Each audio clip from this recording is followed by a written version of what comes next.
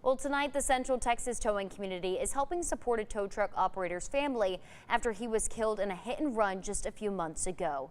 DPS says it happened here near the Amity Road exit on I-35 in Salado just after midnight on December 20th. A driver hit and killed 57-year-old David Holz, then ran away from the scene. DPS says they have found the driver responsible, but they haven't publicly identified the suspect. Holz is survived by his wife, 2 children, and 2 grandchildren. And tow truck operators in Central Texas celebrated the life of David Holz today. The Towing Association Southwest Tow Operators presented Holtz's widow, Laura, with a $12,000 check. 6 News reporter Sydney Walker attended the ceremony and shares why today was more than about just the money. Sydney? Texas law requires drivers to either move over a lane when approaching an emergency vehicle or slow down 20 miles below the speed limit.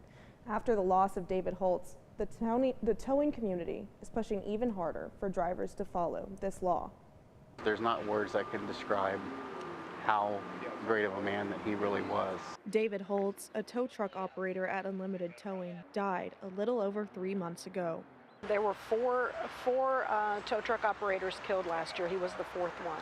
Towing Association Southwest Tow Operators started the Tow Opt-Down Fund years ago.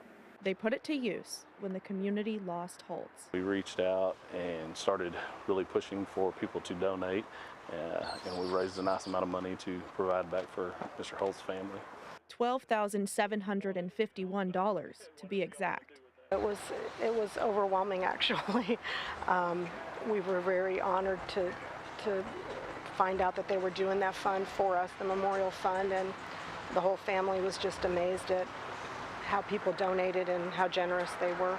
But Holtz's widow says the ceremony is about raising awareness for the slow down, move over law. They need to take some time, just a moment, a second of time to slow down and move over so that they'll be safe.